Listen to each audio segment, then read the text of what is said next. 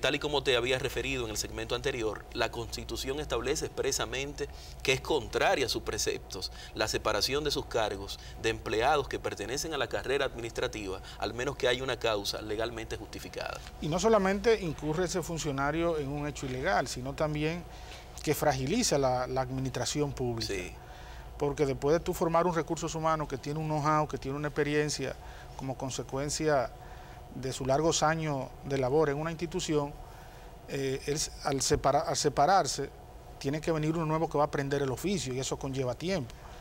De ahí es que siempre hay la percepción de que cuando entra un gobierno nuevo, los 100 días que se le dan como luna de miel no son más que esa parálisis que se da en la administración pública como consecuencia de que los nuevos que han llegado no han aprendido el oficio. Pero la ley 4108 pone herramientas jurídicas a manos de los empleados que son separados de manera ilegal de la administración pública. Y esta ley establece un régimen legal al cual ellos pueden ampararse. Y por ejemplo, un empleado que esté incorporado a la carrera y que sea separado de manera ilegal, puede interponer un recurso de reconsideración por ante el incumbente de la institución que lo ha desvinculado. Y si este recurso de reconsideración le es denegado, puede hacer un recurso contencioso administrativo por ante el Tribunal Contencioso Administrativo. Es decir, tiene uno de reconsideración ante el incumbente, uno jerárquico y un contencioso administrativo. La ley pone 3 herramientas, humanas. Contigo, Julio, tenemos una ventaja. Y es que además de tú ser un jurista con profunda formación académica, eres una persona que tiene ya la experiencia práctica de haber ocupado cargos importantes en la administración pública. Entonces yo te pregunto, en la práctica, ¿tiene efecto lo que establece la ley? ¿Hay una protección efectiva para los empleados y funcionarios del Estado? Sí, yo pienso que vamos haciendo camino al andar. Sí. Y la misma reacción del Ministerio de Administración Pública, haciendo un llamado a los ministros y a los directores generales y a los diferentes incumbentes que incurrieron en esta práctica a raíz del cambio del presente gobierno, de que se atuvieran al cumplimiento estricto de la ley, es una evidencia de que desde el punto de vista institucional la cultura jurídica, la cultura ha cambiado. Porque antes ningún ministro se atrevía a contradecir, porque se entendía que el incumbente nuevo que llegaba tenía ya como un derecho adquirido sobre esa institución y podía incorporar a todas aquellas personas que habían hecho campaña política con él en detrimento de derechos adquiridos. La misma actitud política del ministro de Administración Pública evidencia que hemos cambiado. Pero además el Tribunal Contencioso Administrativo ha dictado decisiones, sentencia condenatoria, ordenando la reposición o condenando al pago de indemnizaciones a los incumbentes que han incurrido en esta práctica. Y sobre todo la sociedad dominicana comienza ya a somatizar y a empoderarse de estos temas, porque fíjate la reacción que hubo en la opinión pública de manera unilateral, no solamente los creadores de opinión pública en los medios, sino también la opinión pública en sentido general. El ciudadano de a pie entendía que algo hubo mal en la Contraloría General de la República, que a los 3 días del cambio de incumbente, más de 35 empleados fueron separados de sus funciones. Y esa presión de la opinión pública, acompañada de los medios, hizo que se dictara una decisión para reconsiderar esas cancelaciones sin que tuviera que llegar al órgano jurisdiccional, que es el Tribunal Contencioso Administrativo, que sin duda alguna iba a analizar caso por caso y iba a ordenar al incumbente de la institución a reponerlo en los casos que hubo violación. Mira, y apuntar también lo siguiente: no solamente nos quedamos en materia de protección de empleados y servidores públicos protegidos al amparo de la carrera administrativa, en la posibilidad de que vuelvan nuevamente a sus cargos, sino que también es importantísimo que el funcionario, el directivo, el incumbente de una institución pública tenga muy en cuenta que la Constitución de la República Dominicana de hoy consagra expresamente la responsabilidad civil de las entidades, de los funcionarios y agentes públicos. Es decir, que aquel funcionario que incurra en una desvinculación ilegal puede responder con su patrimonio. Correcto. A través de una sentencia condenatoria. Es solidariamente responsable junto a la institución que dirige con respecto a la reparación civil de cualquier daño o perjuicio causado en ese aspecto. De manera que la nueva ley de función pública establece un freno a esa concepción patrimonialista que era, si se quiere, una cultura en la República Dominicana de los incumbentes, creerse que las instituciones que iban a dirigir eran propiedad privada, eran patrimonio privado de ellos. En derecho, Julio, siempre decimos que las figuras jurídicas de alguna manera agotan una especie de proceso trifásico de discusión dogmática, formulación normativa, validación jurisprudencial. Y de ahí es la importancia de que la gente se empodere de todas estas normas y que haga valer sus derechos, incluso en la fase jurisdiccional. Porque en la medida que los tribunales sientan precedentes, dictan sentencias, en esa medida también estas normas son respetadas y reconocidas por todas las instituciones públicas. Así es. Otro aspecto importante que cabe destacar de la Ley de Función Pública 4108 es lo concerniente al régimen ético. Anteriormente había el Código Ético de la Función Pública, y esta ley lo que hizo fue que abolió el código y lo incorporó como una parte ya de la Ley de Función Pública. Y esta ley prohíbe de manera taxativa a los incumbentes, a los funcionarios, a los empleados públicos, recibir dádiva, presionar, extorsionar, y establece prohibiciones y sanciones de manera implícita a los miembros de la administración pública que incurran en prácticas deleznables que, si se quiere, desmeritan la función que hace. Sí.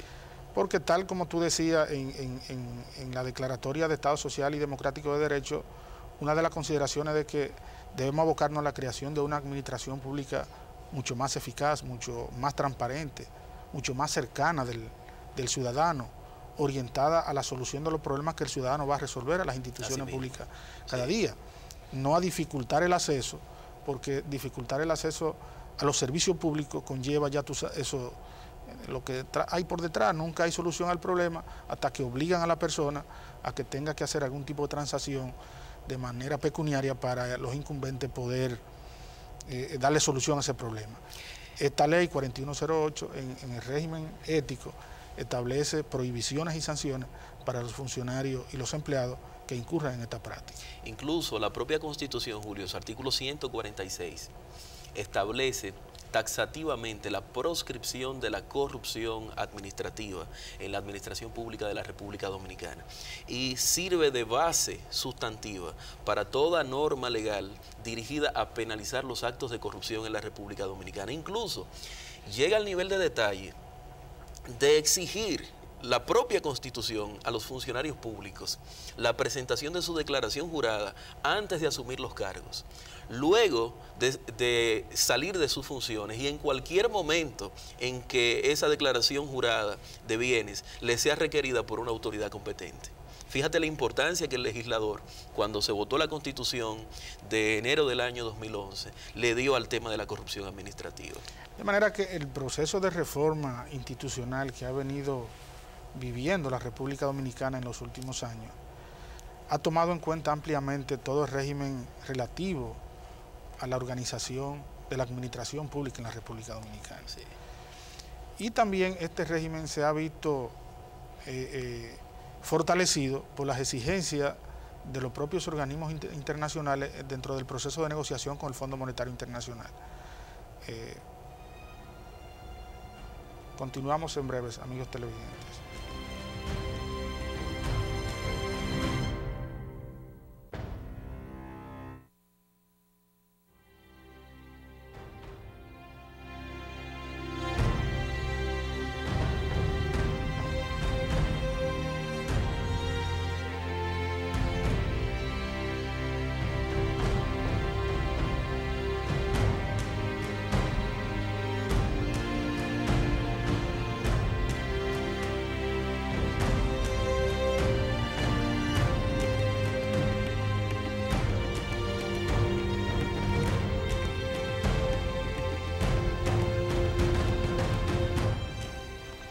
Sí, te decía, Carlos, que este proceso de reforma que se ha dado en la República Dominicana, si bien es cierto que se ha dado por la voluntad política de un presidente y de un equipo gubernamental, que no sería un acto de mezquindad reconocer que tuvo una vocación reformadora, como fue el equipo que lideró el presidente Leonel Fernández en los últimos 8 años, también muchas de estas reformas se dieron gracias a las exigencias como contrapartida de los organismos internacionales, del Fondo Monetario Internacional, del Banco Interamericano de Desarrollo y del Banco Mundial en el proceso de negociación para la firma de acuerdos con el Fondo Monetario Internacional.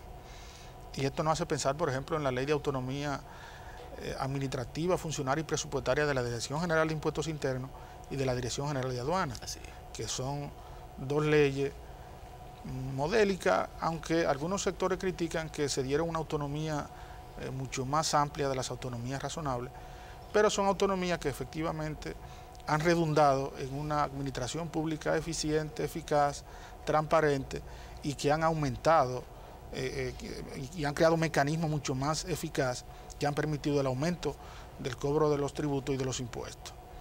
De manera que, ¿qué tú tienes que decir con relación a...? Mira, yo coincido totalmente contigo en el sentido de que recuerdo yo que fue por allá por el año 1996 cuando en República Dominicana se puso en boga el tema de la reforma y modernización del Estado en la República Dominicana. Y pienso yo, Julio, que quizás tú eres de las personas que te inscribes en la tesis de que desde hace aproximadamente una década en la República Dominicana venimos recibiendo una especie de presión positiva de organismos internacionales que ha contribuido al fortalecimiento de nuestras instituciones democráticas, a la eficientización de la administración pública en la República Dominicana y a la transparencia. Sí, ha sido así. Desconocerlo sería un poco no ser objetivo en la valoración. Y probablemente aquí hubieron banqueros presos y banqueros condenados.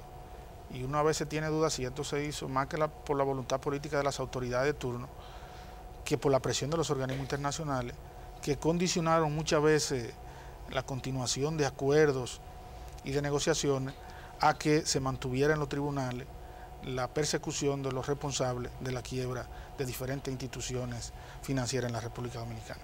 Desde ese punto de vista yo considero que esa sugerencia de organismos internacionales apostando al fortalecimiento institucional nuestro ha sido positiva. Carlos, decíamos que aunque hay grandes principios constitucionales establecidos en la Constitución del 2010, el legislador, en una actitud, en un vínculo de colaboración efectiva con el Poder Ejecutivo, lo que ha hecho en los últimos 2 años es darse leyes objetivas que puedan un poco aterrizar lo que son los grandes conceptos teóricos contenidos en la Constitución. Y dentro de ese aterrizaje del tema de la administración pública está la Ley 247-12. Esa ley es la ley orgánica de la administración pública y, por ejemplo, establece la facultad que tiene el Poder Ejecutivo para la creación de supresión y creación de nuevos órganos.